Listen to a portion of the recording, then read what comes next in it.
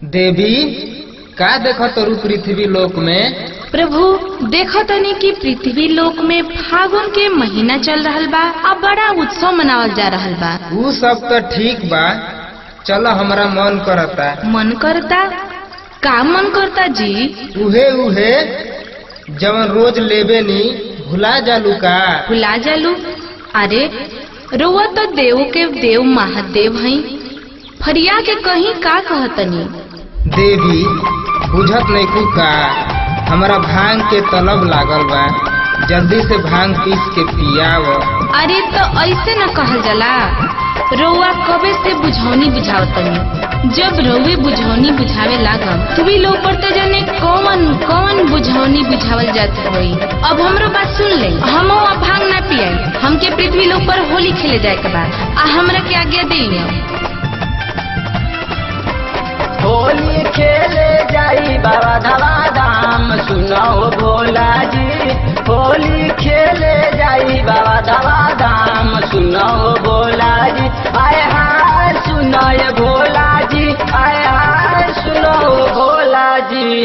वजह की आई दौरी बांग, सुनो भोला जी।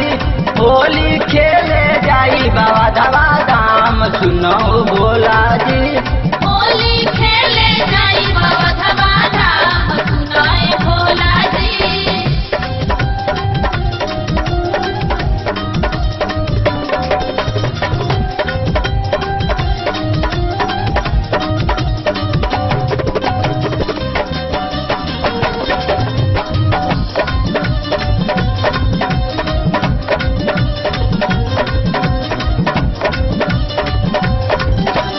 राम लखन के रंगमा लगाई सीता मैया के, कौशल्या सुमित्रा के कैसे मिलब दशरथ रैया से। राम लखन के रंगमा लगाई सीता मैया के, कौशल्या सुमित्रा के कैसे मिलब दशरथ रैया से। भरत भुवन के संग ले जाई, भरत भुवन के संग ले जाई, घुमाई पूरा गाँव, सुनो भोला जी। होली खेले जाई बाबा धाम, सुनो भोला जी।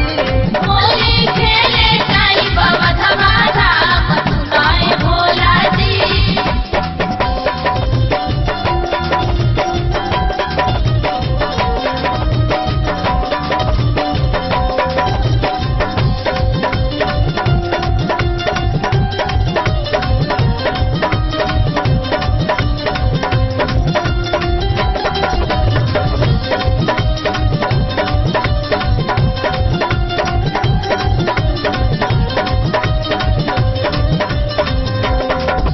तुझे जाई गोकुल मथुरा, रंगवा खेलाई राधा किशन के, देव के बात के संगवा ले मिलब यशोदानंद से।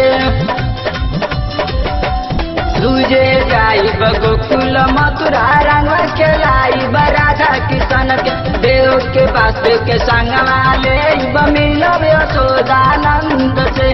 बलिराम के संगवा ले जाई, बलिराम के संग ले जाई, उड़ाई बखूबे गुलाल, सुनो भोला जी।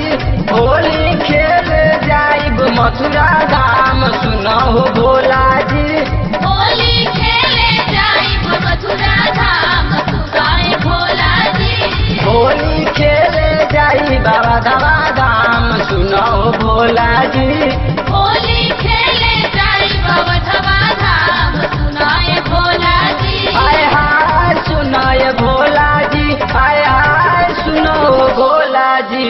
वजह की आई दौरी बांग, सुनो भोला जी। होली खेले जाई बाबा धावा